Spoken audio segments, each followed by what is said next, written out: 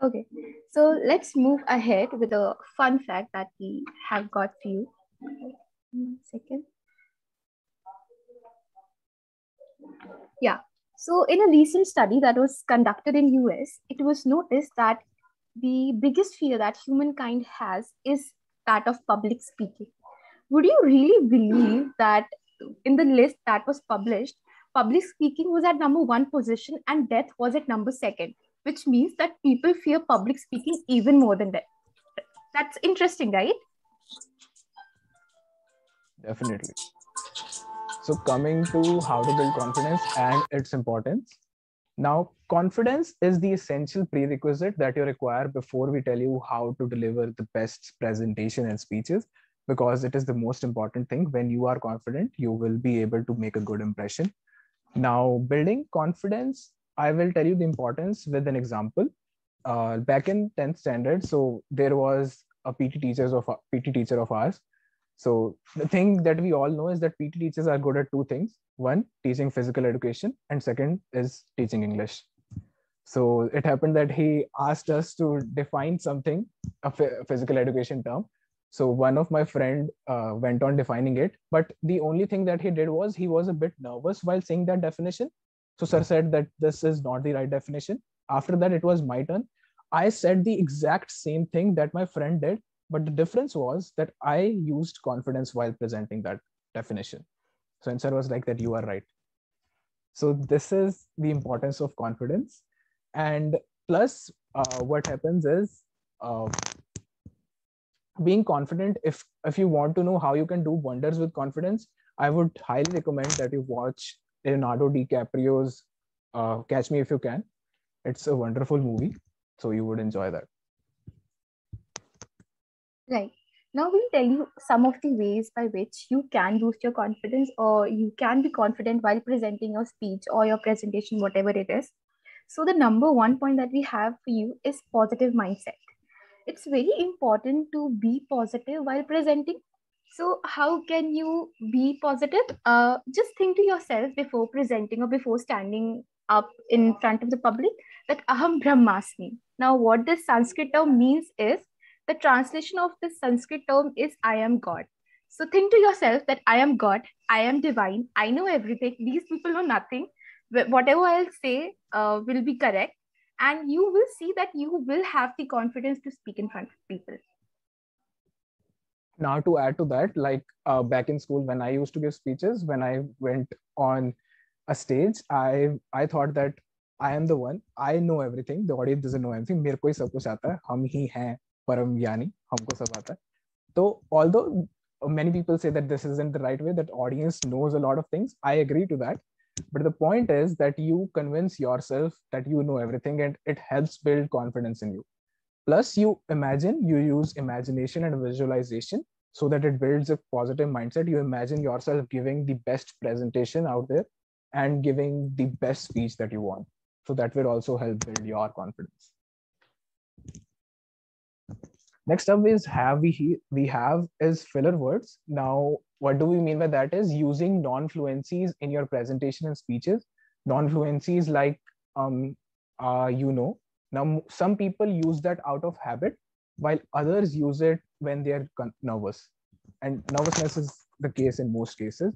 So what you can do is now using filler words or non-fluencies, what happens is it not only makes your speech difficult for others to listen to, but it also makes you come across as underprepared and less impressive. So in order to overcome that, you do is a filler word exercise. And in that, you take a random subject that can be anything. You can speak on a fan, or you can speak on a chair, that or any other social issue. Speak on that for 30 seconds and try to omit those non-fluent words that you use, and do that for at least 10 times and make sure that you don't use that word, so that will help you boost your confidence. Okay. So the next point is practice in front of the mirror. Once you have prepared your speech, it is very important that you stand up and practice in front of the mirror, because once you're sure of what you have to say, it will build your confidence. So guys, whenever we get ready for a party or for a wedding, you can relate to it because I know this is a wedding season. We can't stop obsessing over ourselves. We just stand in front of the mirror and like look at ourselves like, oh my god, I am the heroine. So we can use the same mirror, okay? So we can use the same mirror for practice as well. वही same mirror के सामने आप खड़े होकर अपनी speech या अपनी presentation को प्रैक्टिस करो, करके देखो, अच्छा लगता है. And that goes same for like we prepared for this session, so that helped us build confidence that you all of you knew that this session was going to take place at 1 p.m. So we prepared for this, and this wasn't extempore, and this helped us build our confidence as well. So coming to the point, now that we have that essential prerequisite, that is confidence, we are ready to take over the world with our speeches and presentations. So coming to how do we deliver our speeches?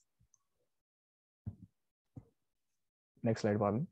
So we have is the 10-second rule and the first minute. Now 10-second rule is something that people decide whether they would listen to you or not in the first 10 seconds of your speech or presentation. So they would make up their mind that this seems interesting and we should listen to this. So that, and how you can use that is 10-second rule. You can use quotes. You can start with a thought-provoking question, which enables the audience to think beforehand and connect with what you have to say. Or you can start with a phrase, or you can use anecdotes. That works as well. And so my personal favorite is using humor. Now humor is something that people connect instantly. If like who doesn't like to laugh, right? So if you use humor, so you would get the result instantly that this thing has worked. And the first minute, it is essential to engage the audience in the very first minute, and audience interaction is important, because if you want to engage and want them to listen to what you have to say further, you must engage them in the very first minute. A good example of humor and a quote would be something like when I gave the very first speech of my life back in 9th standard, pretty late, but what I started was like, I started it with something like, a wise man once said that speeches should neither be too short nor too long that people even start yawning in between. And with the promise that I won't bore you at all, let's get started. So I knew at that time that people would, by the time I reach stage, people would be bored with already the speeches that have been. And so that attention grabbing phrase would be where I implement the 10-second rule. Adding on to Arjun's example, I would like to add another example. People in my school used to start their speeches with something like, जली को आग कहते हैं, भुजी को राग कहते हैं, जो कभी हार ना माने उसे अनुराग कहते हैं. Now that is a very eccentric way of starting your speeches, but it does its job really well, that it grabs the audience attention in the first 10 seconds, and they would be willing to listen what Anurag has to say in the coming minutes. Now, the second point is knowing your audience. It is very important that you know where your audience comes from, what their background is, what age group do they fall into, what are their preferences, what language do they speak. Let me explain this point by the help of an example. Let's assume that you're speaking in front of school age children who are between the age of 5 to 12. And let's assume that you start talking about teenage problems in front of them, like love affairs, relationship, college admissions, or job, stress, or whatever. They won't relate to you. They won't even listen to you. Let's take another example that you are standing in front of people from the corporate world and you start talking about village problems like water supply, electricity problems. They won't relate and they won't listen. And similarly, if you start talking about work-life balance in front of people from the rural areas, they won't listen either. So it's very important that you know that where your audience comes from, what are the points that they can relate to. It will help you eventually make a personal connect with your audience. I'll give an example. While I was delivering a speech in school on the topic stress management, I made sure that I include those points to which a lot of students in my school can relate to. For example, practicals, homeworks, exams, stress, and everything. And not just that, we have a very special or famous dish in UP, especially in Etawah, where I hail from. That is known as matha ke aloo, which is a sabzi which is served with puris in bhandaras. So I also included those points to make my speech humorous and also relatable to my audience. Now, speeches are always made keeping in mind your audience, what are their interests and what are things that they would relate to. And for example, if it's a farewell speech, so you include things like what your teacher said or what happened in your school, something relatable that people can relate to. Same goes with stand-up comedians. What they do, what some of them use is observational comedy. So they would use things and make jokes out of things that are relatable, that you can connect to. So that happens. And next up, Pavni, change, we can say in the slide. So body language. Now, body language speaks the loudest, and it is important. It will help you seem and appear more impressive and confident. For that, you can use hand gestures. So it is a virtual setting. You can't see us using them, but in a physical setting, your hand gestures are quite visible. But using, just like excess of everything is bad, using too many of them might make you seem like more nervous. So do use them as they come naturally to you. So using hand gestures and eye contact, what do we mean by that is, in eye contact, once you are, let's say you are presenting a speech in front of a physical audience, there is a large audience. So there will be people in the entire audience that would want to listen to you intently. They would be listening throughout your speech intently. So you identify who those people are from, you identify those three people from right, left, and center. And occasionally you listen, you look at them. The audience would not know whom you are looking at, so you look at them, and it helps the audience feel that you are connecting to the entire space. And next we have is intonations and voice modulations, because they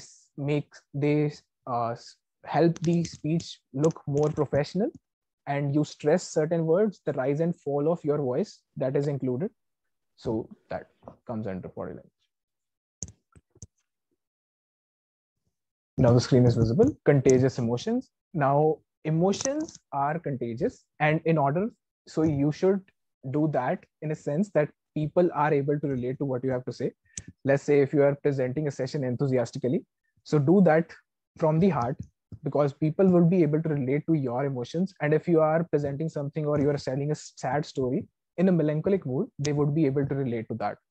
That will also help them keeping engaged throughout the session, and it will present a better speech.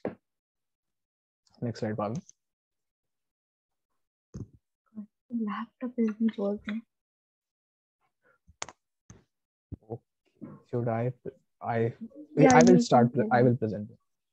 Okay.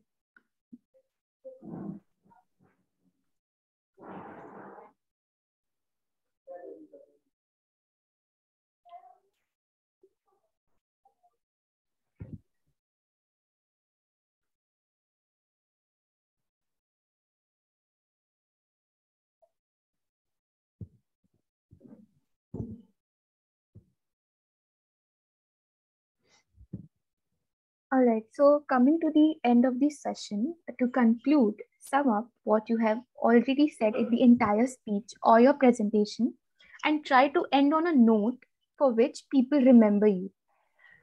If you want to make your speech more impressive, you can use quotes or shairis, whatever appeals to your audience or whatever suits your occasion.